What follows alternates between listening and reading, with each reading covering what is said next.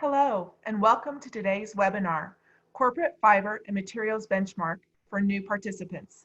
Today's presentation will be recorded and sent out to all registered participants and also will be posted on the Hub. We will have a Q&A portion at the end of the presentation. You can type your questions into the question box on the webinar doc. Any unanswered questions will be answered afterward via email. Now on to Liesl with TextileExchange. Liesl?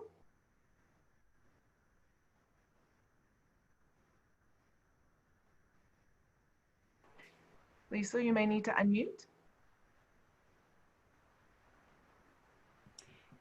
Hello, everybody. Nice to have you with us today as we enter the phase of our 2020 Corporate Fibre Materials Benchmark Program.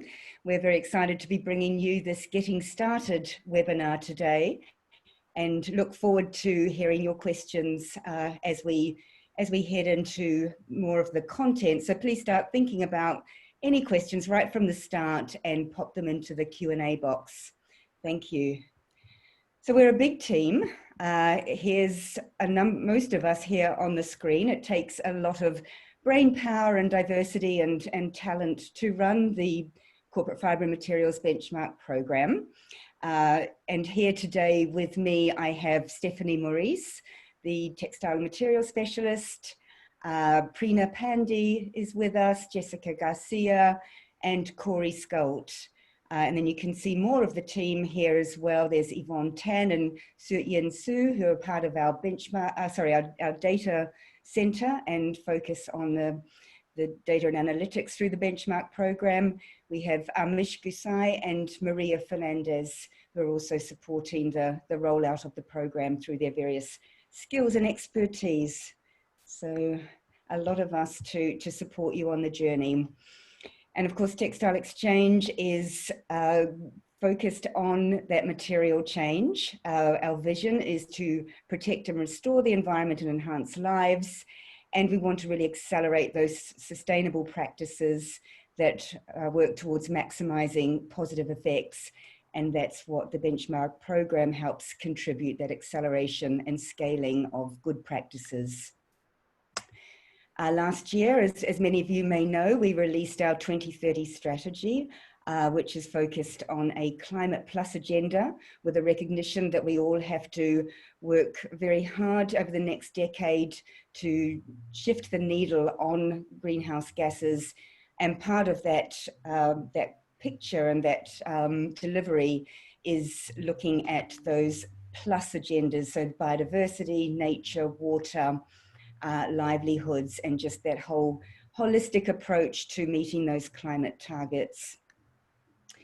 And of course, this year we had a disruption that we're still all living through and trying to make sense of. COVID-19 hit us about 3 or 4 months ago now. Some of us are still in lockdown. Many of us, if not all of us, are dealing with the knock-on effects of this global pandemic. And as an organization, TextileExchange is intent on bringing our membership and community together to look at some of those needs and opportunities and innovations that will almost leverage this pandemic experience to really transform the industry in the way we know we need to go. And that part of that that transformation is to really rethink how we can make a difference and contribute to a post-COVID world that is going to make us more resilient and connected in the long run. And that leads us on to benchmarking and this very big question, if we want to do something and we want to make improvements, we really need to know where we stand and where to start. So to get into today's topic, I'm going to start with an introduction to the program. We're going to go over to Steph to have a look at uptake reporting, which is one of the big components to the program that we know you'll need to understand more deeply. We'll just break the ice today, excuse me, and Corey, our circularity specialist, will once again break the ice, so to speak, on the circularity topic. And then we'll hand it over to Jessie to give us a rundown, a brief introduction to the benchmarking program, the technology behind the tool, and how to register. And that hopefully everybody can go away with a little bit of homework, and that's to set up your registration. And then we'll end with how we will be supporting you. We've got some exciting updates and responses to the stakeholder consultation that we had a little earlier this year, and we're excited to talk about that. And then Q&A. So as I said, keep those questions flowing as they enter your mind. Get them in there for us. We'll save plenty of time.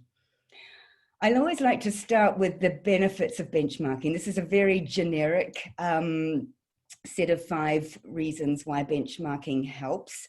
It was put together by the World Benchmarking Alliance. And if anyone's following the UN, you'll know the UN Global Compact is looking at benchmarking.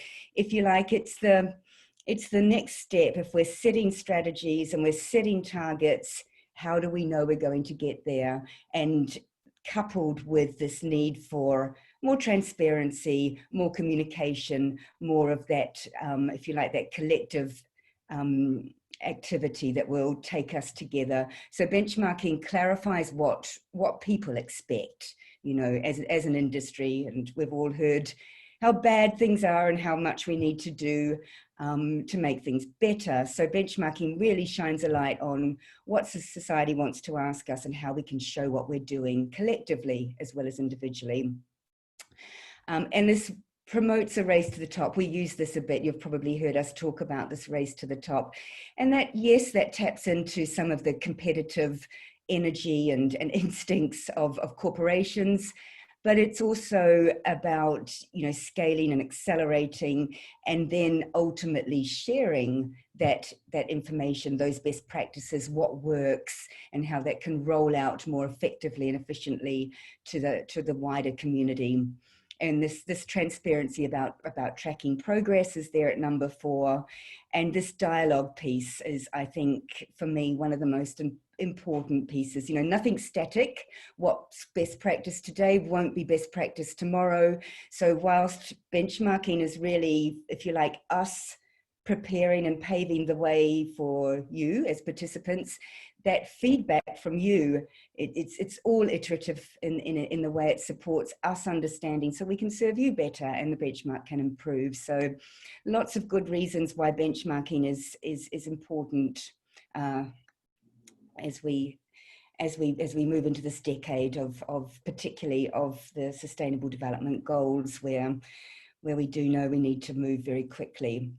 So what do we deliver through the program? Well, for the industry as a whole, I'll call it the CFMB, the Corporate Fibre and Materials Benchmark. We work really hard to make sure it's a credible program and that the data is vetted. We're third-party assured in our processes so that the data comes through as credible. Once again, best available data at our time. And of course, no data is perfect. Once again, that iterative process of collecting data and reporting builds, and that transparency builds better, more robust, credible data. It's not just a tick box experience. And for those that are further down the line and are deeply engaged and have integrated a lot of the requirements of the benchmark, it may be a lighter process, but it really is about engaging in the learning opportunity, and we'll talk a bit more about that later. And then for TextileExchange to sort of walk this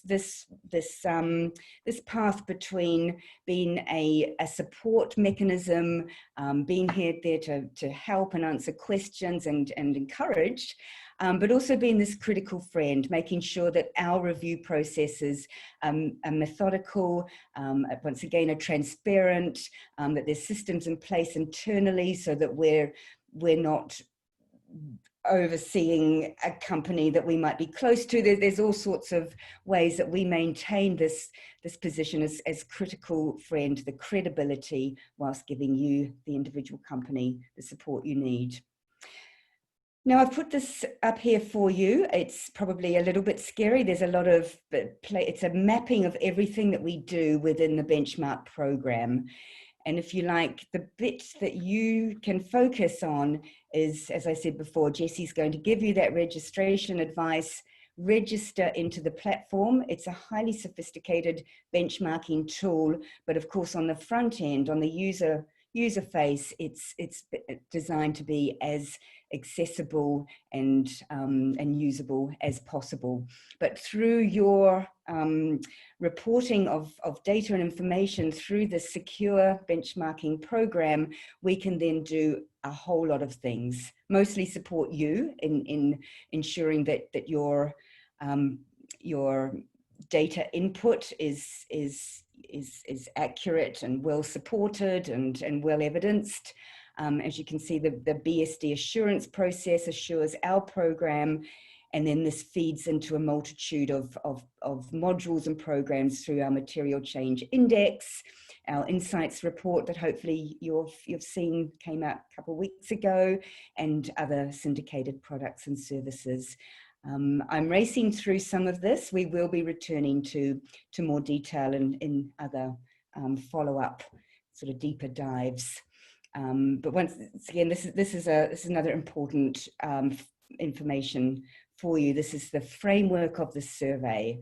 It shows how it's divided into 3 key sections, starting off with strategy and integration, asking questions that you're probably most familiar with if you're benchmarking through DJSI or the Global Compact or other programs. And we're looking very closely at building more alignment in some of these more generic questions. But that's where you get the integration of your sourcing and materials strategy into your core business operations, that strategy and integration section. You then will select, this is very high level for now, but you will then select the priority fibers that you wish to report on. And these are your fiber modules. And as you can see at the moment, we have cotton wool, down leather, man-made cellulosics, polyester, and nylon as key material modules. And within each of these modules, you will then answer a set number of questions around how you're managing risk, investing, building that transparency and supplier mapping, through to setting targets, measuring uptake towards those targets, and then additional impact monitoring. And then the circularity section that Corey will talk in a bit more detail really just recognizes that a sourcing strategy these days, to be future fit, must have a circularity component. Ultimately, we want to reduce the impact on our natural environment, our use of virgin raw materials, primary materials, and inch up that use of recycled, reclaimed secondary materials into that materials portfolio. That's not to say that renewables aren't important, they very much are, but we're dependent on that growth, but we want to shift that into circularity by relieving more of that pressure. Lots more to say on that topic, of course, but moving on to let you know that we're introducing a biodiversity pilot this year. So this is in part through to our Climate Plus strategy, recognizing that nature and biodiversity and nature-based solutions are going to be very much a part of that climate goal, especially when we're looking at materials sourcing. You know, in your factories, you'll be looking a lot at renewable energy use, energy efficiencies, you know, water temperatures, what have you. And of course, with some of the more technical materials, and you will be looking at the same, but a big component that's been recognized around the climate discussions is our dependency on nature and how we need to protect and reduce that impact, and also look at some of those wonderful opportunities for drawdown, carbon sinking, sequestration, the regenerative side of the conversation. A lot going on in preparation for this module. We have about 20 companies and experts involved in supporting us develop this, this module going forward. This gives you that portfolio of options that we talked about before. The different fiber modules mentioned in the framework will then take you into the options within each of those fiber categories.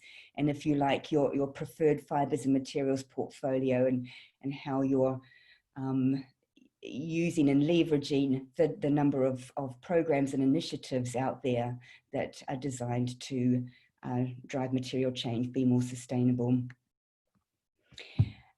This slide's got a lot of information on it. It's an important one because it talks about this portfolio approach, this recognition that there's not one single fiber or material, there's not one single program that meets all and every needs of your company.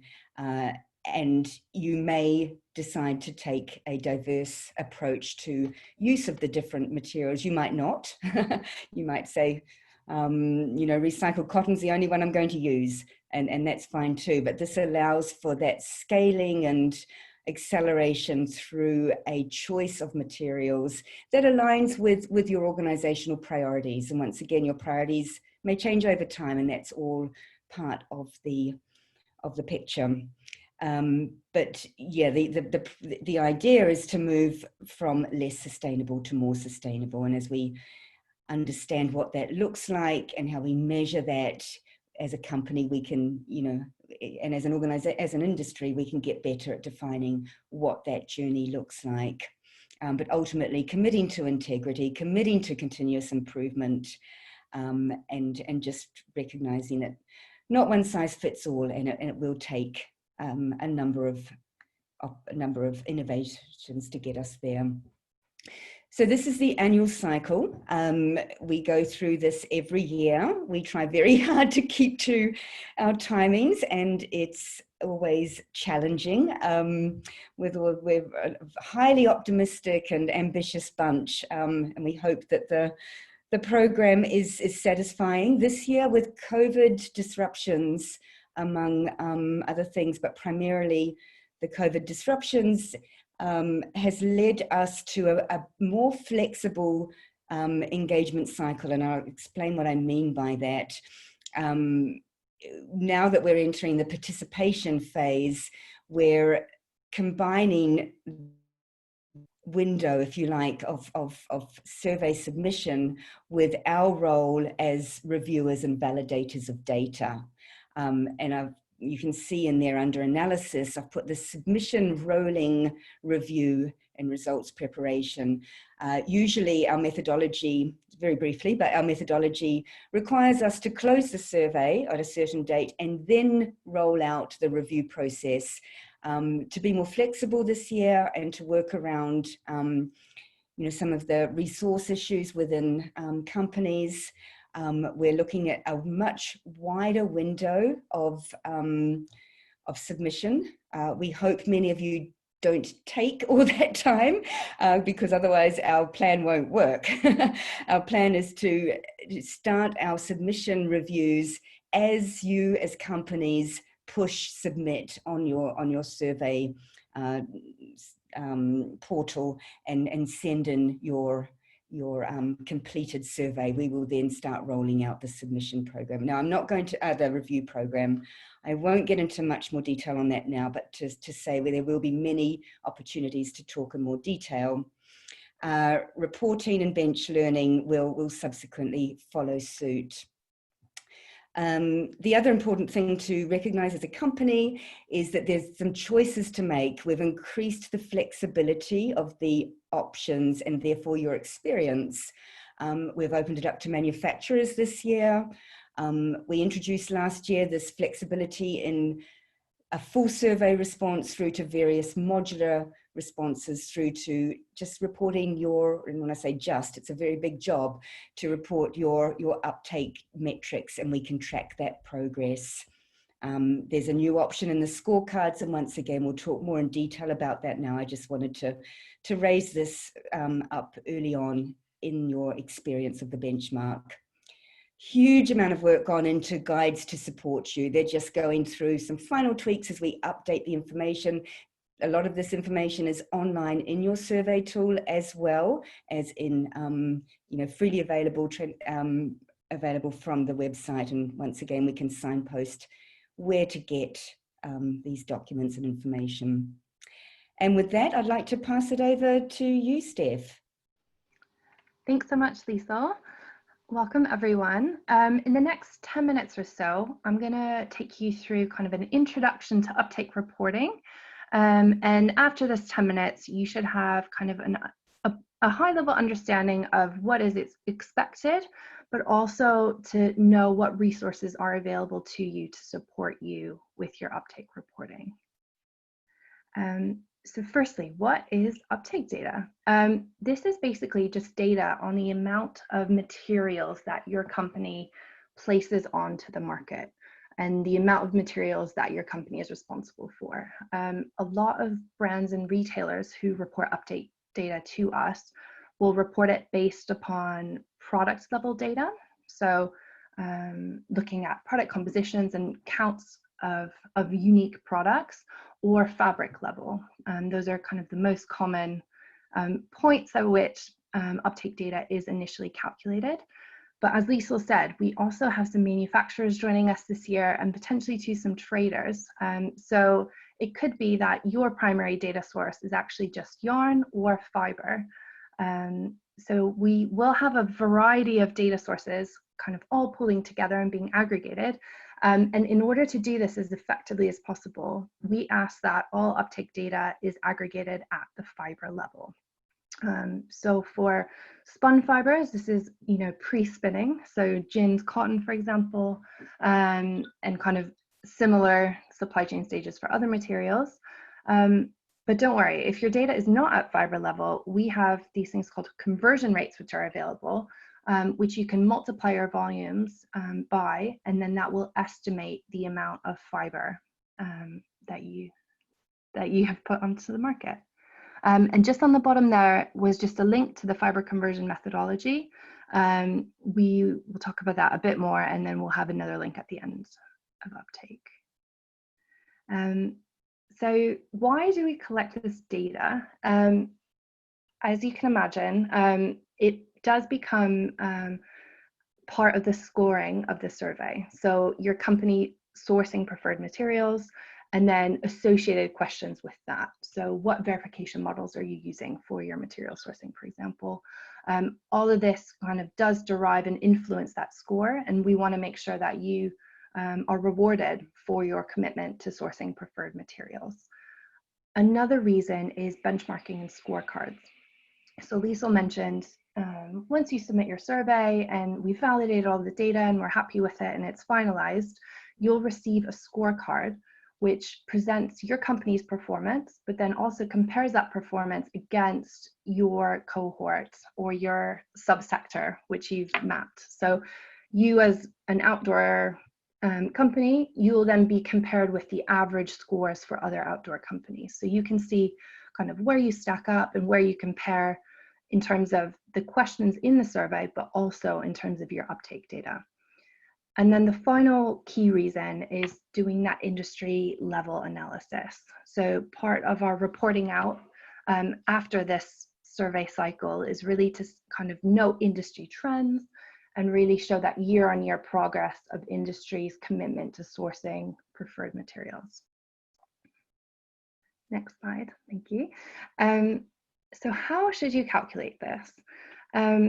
We put together a guide last year called the Fiber Uptake Calculation Guide. So that was one of the suites of guides that Lisa showed at the end of her slides. And this guide presents best practice recommendations for completing your uptake calculations. So last year we did a large consultation with quite a few brands and retailers, but also some manufacturers and other supply chain actors to really understand what primary data is available to them in order to complete these uptake calculations. And then based upon the feedback we received, we developed these best practice recommendations for companies to use. We developed this guide together with the Partnership for Sustainable Textiles, which is the German Textile Alliance, as well as Vhat in the UK. And so they oversee the Sustainable Clothing Action Plan. And both of those initiatives have annual uptake data reporting requirements.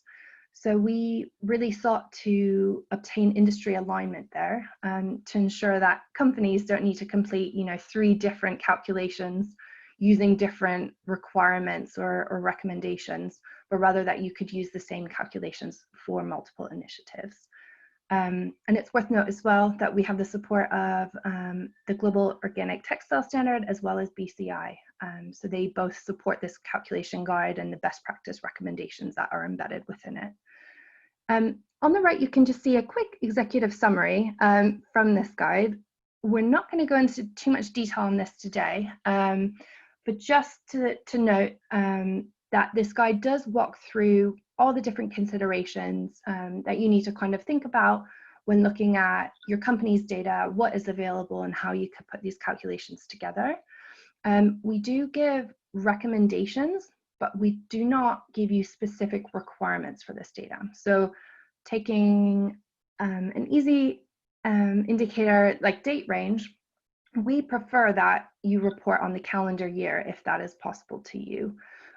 But we completely understand that some companies have IT systems that are set up to do reporting by fiscal year, for example. And that is completely okay if that is the situation in your company.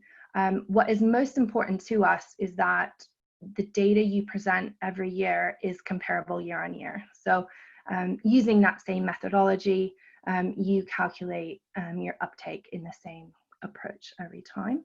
And in the survey as well, we have what's called a metadata form. So metadata is data about data. So basically there you can disclose, how you did your calculation, which systems you used, how you put it together. And companies have found that really useful, in case of someone going on maternity leave or just changes in resourcing, you have that record of how that calculation was done. So you can ensure that next year's calculation is comparable. Next slide.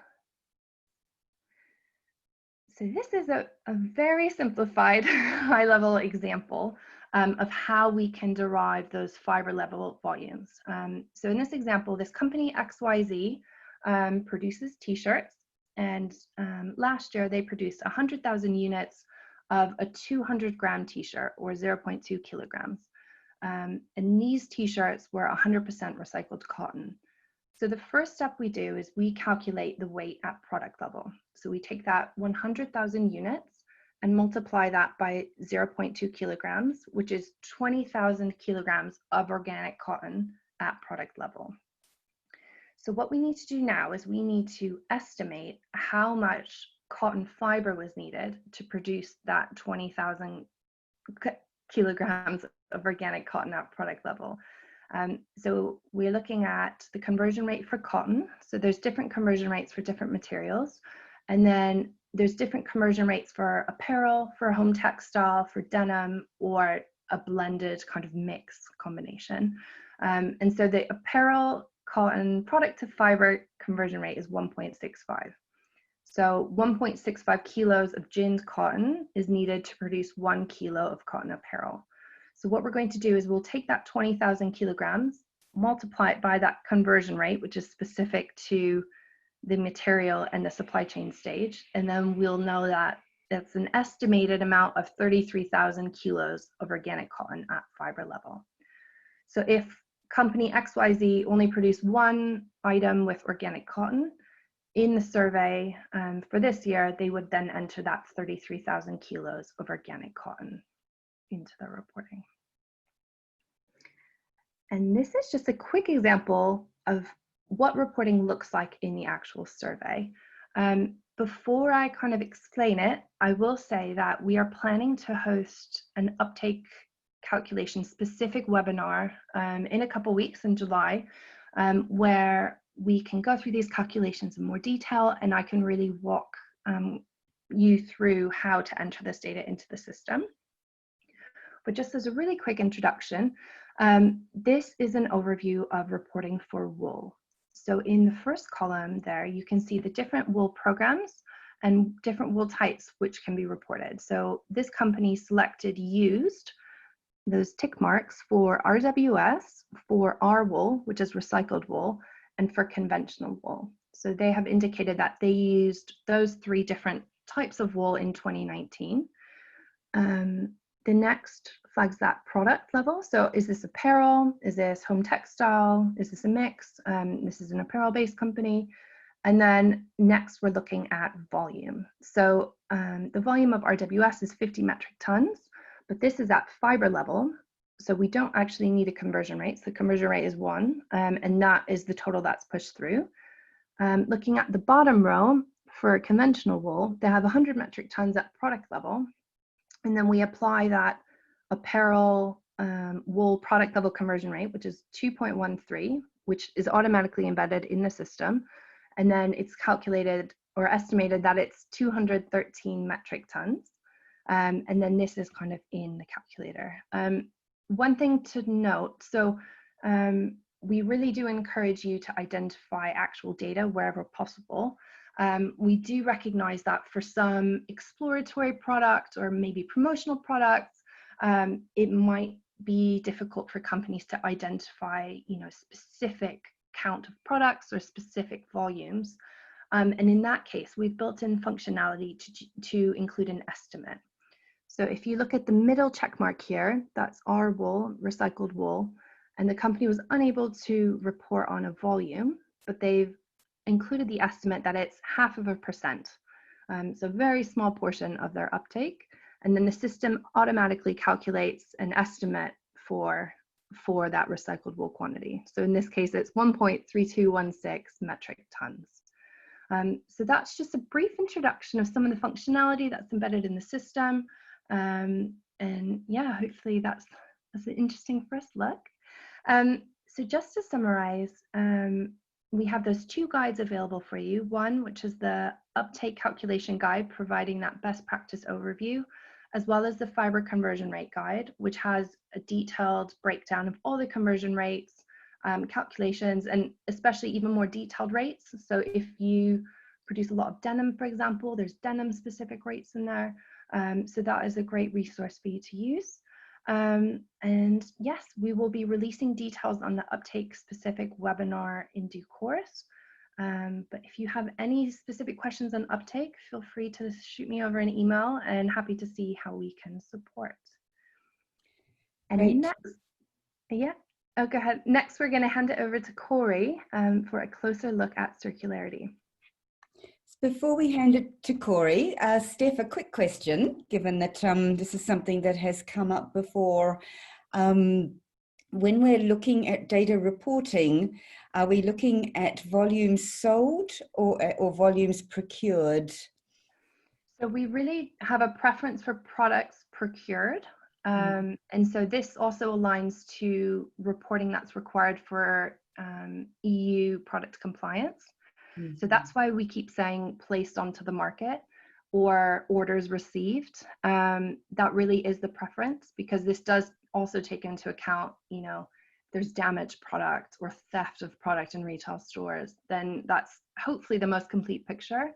But again, because some companies have limitations from an IT perspective, if sales data is the only data that's available, we will accept that data. We just have the preference for the production side of things. I hope that's helpful. I know there's a few questions we've had around the disruption and influence of COVID this year, and all I can say is let's work together to resolve them and share the findings and solutions within the community. But thank you, Steph. I think that's a great introduction to a really important topic. And as you said, we're now passing it over to you, Corey. Great. Thank you, Lisa and Steph. So we'll look at the circularity module in particular, but I wanted to just give you a background on our role in the benchmark program. So I'm with Corporate Citizenship, so we're an outside partner of TextileExchange on the benchmark, and we work across a range of services, but these are the areas most relevant to the benchmark. So we have been working for 23 years in reporting and ESG disclosure, and bring that background both to supporting the development of the circularity module within the benchmark, and also to supporting individual companies as they report to a variety of ratings, rankings, and standards. And then we work, our primary work is actually to support our clients on an individual company basis to really translate insights into strategy and performance improvement. So looking at benchmarking as an opportunity to really refine a company's sustainability strategy. And in particular, we'll speak today about the strategy for circularity. So on the next slide, we want to touch on the sort of differences in this module. Because circularity really requires a whole circular system, this does not look at fiber and materials alone, but looks at them in the context of a broader circular system. So the circularity module contains questions on design processes and standards, business model innovation, and a variety of activities that enable circular fiber and material use. And we're looking at this from a systems perspective. I really like the language that is used in the Ellen MacArthur Foundation Circulytics of distinguishing between circularity enablers and circularity outcomes.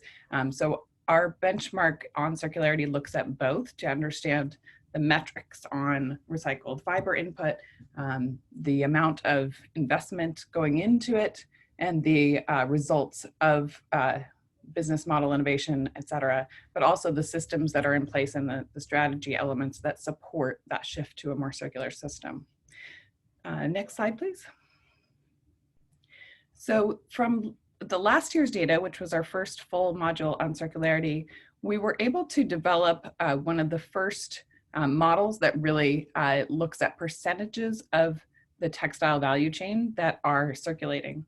So we have the module's components on the left, which all go into this model that you see on the right. And then this year, we'll be adding a few more of those quantitative data questions so that we can really continue to refine this model and make it continually more accurate and more useful. The purpose of this modeling exercise, of course, is both to understand the progress of the industry as a whole, but also to identify where the levers for change are to increase the circularity of the whole system. And on the next slide.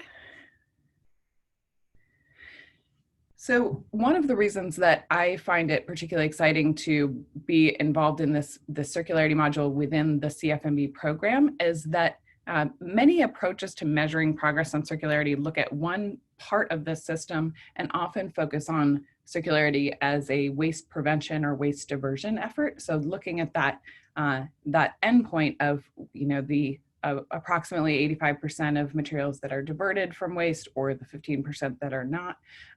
But because they tend not to look at the whole system and the input side, we miss a lot of what's really going on in terms of the volume of materials truly circulating back into the value chain. So we look at circularity and its potential for impact both as diverting and eliminating waste within the system, but also look at it from the lens of moving away from virgin material extraction, and particularly those conventional raw materials that we know have such wide-ranging negative impacts. So moving towards preferred materials, which include recycled, and ultimately moving towards more circulation of materials at their highest value use. So extending life cycles as well as capturing more recycled material uptake. Thank you, and I'll pass it off back to the TextileExchange team to talk about how to register. Thanks, Corey. That's wonderful. And hold your questions on that. I know we covered a lot of information today. So let's look at that, how to register, a little bit about the program from Jessie Garcia. And remember, everybody, your homework, I don't think there's a prize, but is to get registered with us as soon as possible. But Jessie, I think you'll explain the process. Yes, thank you, Liesl. Thank you, Corey. Welcome, everybody. So I'm going to walk you through the benchmarking platform and also through the registration process. So the benchmarking platform is a sophisticated online digital platform in collaboration with 73bit. We have been running this benchmark for several years using this technology because of the security that offers during the process. That's why also prestigious organizations are benefit from 73bit's technology. You can see how the survey looks like. And also you will find in this platform a suite of guides and online guidance. Also, this platform will allow you to progress monitoring, year-on-year progress tracking, and also multiple access and team sharing. That means that different users from your organizations can access the platform. I will let you know more about that during the registration process. So if we move to the registration process, so here our portal differentiates between registration of users and registrations of an organization. That's why the organization can have several users. So let's go step by step. So the first one, you can register going to our mci.textileexchange.org. So then you click access the user portal and you will go to our CFMB portal login and then you click register as a new participant. Then also you can go directly to cfmb.textileexchange.org and click register as a new participant. Once you have clicked there, we move to the second step of the registration process. So to the next slide. Yeah, so here you will have to fill out your first name, your last name, your email, confirm your email, and then your password. For security reasons, we're asking you a complex password. So you have to miss a number, uppercase letter, lowercase letter, and one special character. Then just you have to click register. And you will get, as you can see in step number 3, an on-screen message. And there you will click in step 3 here. And there you will have to enter again your email and your password. So once you have reached that step, your user ID has been created. Now you have to create your organization. So we move to the next slide to step number 4. So once your user ID has been created, you have to create your organization. So that's very simple. Just you have to go to that step, and when you have the question, is your organization already registered? Since this webinar is for new participants, you have to select no. You enter the organization name, and then you select the survey category. So you have to choose between brand, retailer, or supplier and manufacturer. Here, let you know that this year we are opening the survey for the first time to suppliers and manufacturers. Once you are done with this step, you move to the second one. So to the fifth one, sorry. So you will get an on-screen message. And here means that your request will be processed by us within 24 hours. Then the last step, so the next slide, you will receive within 24 hours an email with the link to the portal. So just click on the link, you will get to the portal. Also, it's very important here to keep in mind that, as I mentioned at the beginning, that different users for the same organization can access the portal. But for that, you will receive in that email an organization code. So please keep this code safe and share it only with those users from the organization that are going to be filling out the survey. So that's a brief introduction of the platform and how to register in our portal. Thank you. I will hand it over to Lisa now, I think. Thanks, Jessie. Thanks for the clear instructions. It will, I promise everybody, be intuitive as you go through it. And as you can see, we have experts on hand if needed to help. So speaking of how we can help, I would like to ask Prina, if you'd like to explain what we're seeing on the slide here. Yeah, sure. Thank you, Lisa. Hello everyone, I'm Prerna Pandey and I'll be talking a little bit about how will the CFMB team support you during your benchmark journey, and then introduce our new online community on the Textile Exchange Hub, after which Rose will be coordinating questions from the audience, and Liesl, Stephanie, Corey, and Jessie will try to answer as many questions. Depending on time, if we are unable to answer any of your questions right away, we will surely try to answer the frequently asked questions via email in the coming days. Talking about this slide, through our stakeholder consultation survey, which was circulated earlier this year, we received a lot of helpful feedbacks, and coming particularly to the question on how the CFMB team can further help benchmark participants, we will be executing a lot of these solutions that we rolled out, and those that were also liked and agreed by the stakeholders. For example, as you can see on the screen, most popular ones are providing practitioner trainings, more webinars and updates, consulting services, and interactive support and communications. Is there anything that, Liesl, you would want to add to this? Or we can move on to the next slide. I think that's great. Just to say that the full consultation survey results will be coming out soon. It was highly fascinating. We really appreciated the companies that gave us their feedback, and we'll be sharing that back out with the whole community soon. It covers quite a breadth of topics, so looking forward to sharing that. Thank you, Lisa. On to the next slide. In response to providing more support to companies benchmarking with us, we are excited to announce our new online community at the Textile Exchange Hub called Companies Creating Material Change Hub Community. For companies benchmarking with us, this will be the new go-to place for finding latest updates, notifications, and announcements, creating community dialogues and participating in discussion posts, as well as finding reports, guides, and webinar recordings at the Hub library. We are also happy to hold weekly benchmark clinics via Zoom to address your questions and concerns related to benchmark survey.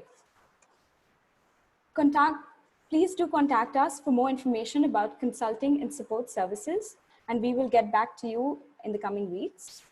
Lastly, in case you have any questions or feedbacks, please feel free to write to us at cfmb@textileexchange.org.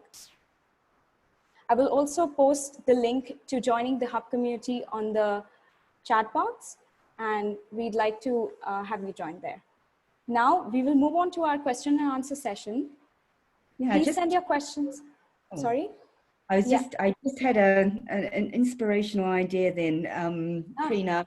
If any on the webinar today has any burning requests or suggestions for how we can better help you, please do pop them into the Q&A box. We'd love to receive them. And if you like the idea of the online sort of weekly Zoom meetings, these will be drop-in, so you don't have to sign up, you don't have to come prepared. You'll just know that there's an hour every week, and we'll be sharing details on the Hub on when that hour is, and we will probably change it around the different time zones of you as participants to make it friendly for most of you some of the time. But curious to hear if you'll be keen on those online drop-in clinics. Sorry, Prerna, back to you. Yeah, no problem. Q&A. Thank you. Now we move on to our question and answer session, and Rose will be coordinating this. And please send your questions onto the Q&A box. Thank you. Sure, and also just as a friendly reminder that with the follow-up email that will go out tomorrow, there'll be links to this presentation, and we can also include the links that Prerna mentioned in her presentation as well. One of the questions that has come through is, how are claims validated? And I'm assuming, thanks Rose, I'll start off on that one, and team jump in, I'm bound to forget something. So the benchmark is voluntary, and it's self-reported. So those are the starting criteria for taking part. We don't go out and benchmark you, for example. It's a participatory process. In saying that, we have a very strict criteria for how we review data based on the GRI, the Global Reporting Initiative framework for reviewing data. And we look at credibility, we look at supporting evidence, we look at completion, and we look at accuracy. There's a system that we apply. And within our team, we have a very clear methodology around how we're organizing the impartiality and the sort of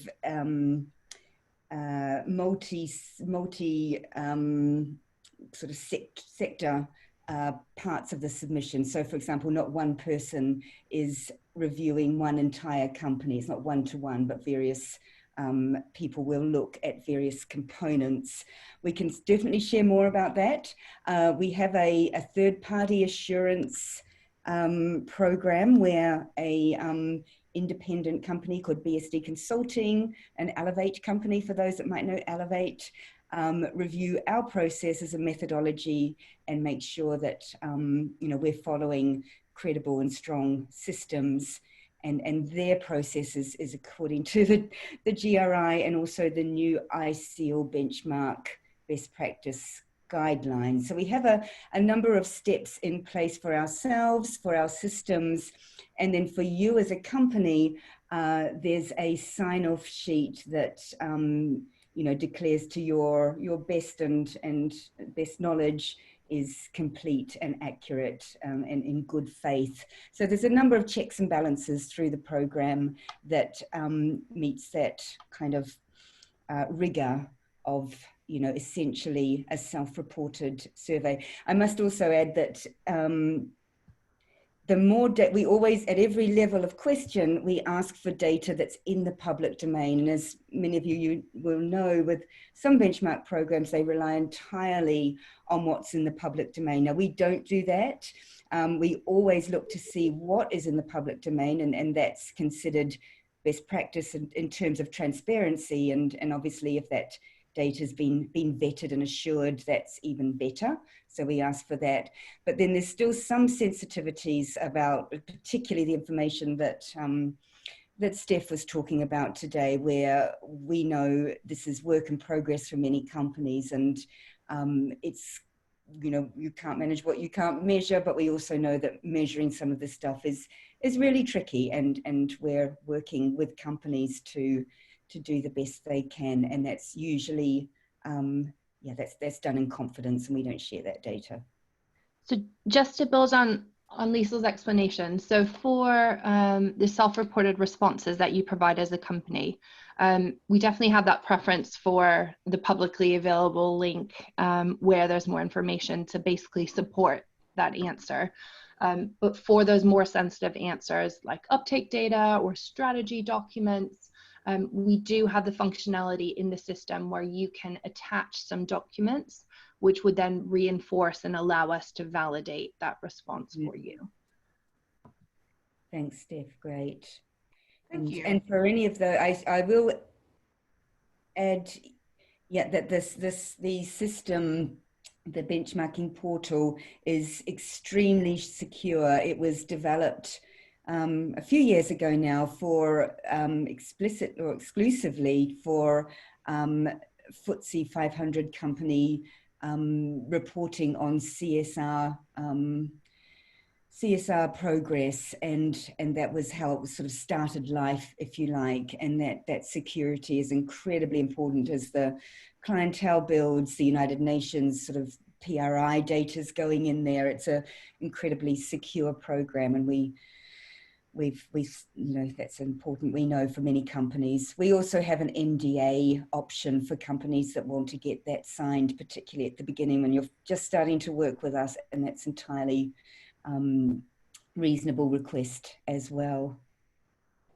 And I've just noticed, Rose, that we do have a question from Beth. Thank you, Beth, about the actually going on and registering now. And I apologize. The registration opens as soon as the survey is finalized and goes live, and we'll have that exact date with you very soon. I don't know, Jessie, if there's anything else to add on that. Yeah, so we will launch it at early July. So yeah, we will notify everybody through TextileExchange communication. Yeah. Yeah, there is a link. We'll make sure it's included for you to register ahead of that that registration process happening. So you can register with us ahead of time, and then we can support you on getting into the system. Apologies for that. Great, thank you for addressing that. Another question was, for suppliers, since the number participating is relatively small and varied across the supply chain, how will they be compared? I'll start on that one too. Thanks for that question. So yes, it is a pilot this year. We've spent a little bit of time preparing the requirements for manufacturers. So it's basically the actual survey framework that I showed earlier will be exactly the same, with our expectation that whether you're a manufacturer, a garment maker, a fiber producer, or a company that sells products, or a retailer, etc. There are very similar expectations these days, if not the same, to be a leader in preferred fibers and material sourcing and strategies.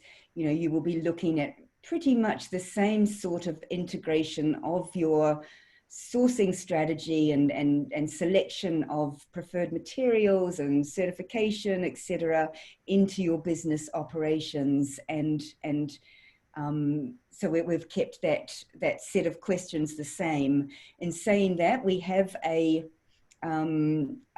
group of companies that are working with us to oversee some of the challenges or hurdles or questions that do come back, and if you like, sort of troubleshooting with us to make sure that we integrate those issues and solutions into next year's round, where it will come out of pilot. And also, to add to that, the bit that is a bit different for manufacturers and suppliers is they tick a different box in terms of data provision and how they will be benchmarked. But it's as I think Elaine, you say, there's a bit of a development process that we're going through at the moment. So A, we think the questions should remain the same, the expectations should remain the same, but B, what are those comparative benchmarks? What are the cohorts that, companies would benchmark against? We're also moving towards the program being a bit more flexible, where you can set up different cohorts that you would like to be benchmarked against. That's still in development, but potentially a possibility. And there was another, I'll just say a follow-on question, because I saw this come through as well, with how will we handle double counting? And that's a really important question, and it's one that's top of mind for us as well, because one of the ambitions of this program is that we can measure progress in the uptake of preferred materials. And obviously we will need one truth for that. So we're working on that methodology, and we'll be as transparent as we can be with how that will pan out, but definitely be looking at not double counting when we look at those totals that go into the dashboard, the online dashboard of where we, tracking the progress. Thank you, Lisa. I think we'll squeeze one more in before the top of the hour. We would like to participate in the 2025 Sustainable Cotton Challenge. Which modules and options would you recommend? One for you, Steph. If you are looking to participate, the baseline would be that you need to complete the progress tracker. And so the progress tracker is where you literally just include uptake data, and that would hopefully be your entire portfolio. But for the challenge specifically, they're really just looking at that cotton specific data.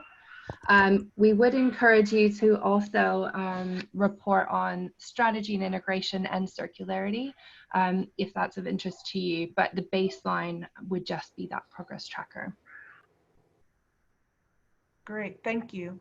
We are at the top of the hour, so I will just give you some friendly reminders that today's presentation has been recorded, and for all of those that have registered, an email will be sent with the links to the presentation and with additional resource information.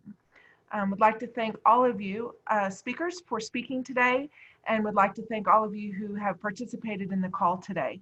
And Liesl, I will turn it over to you for a final closing.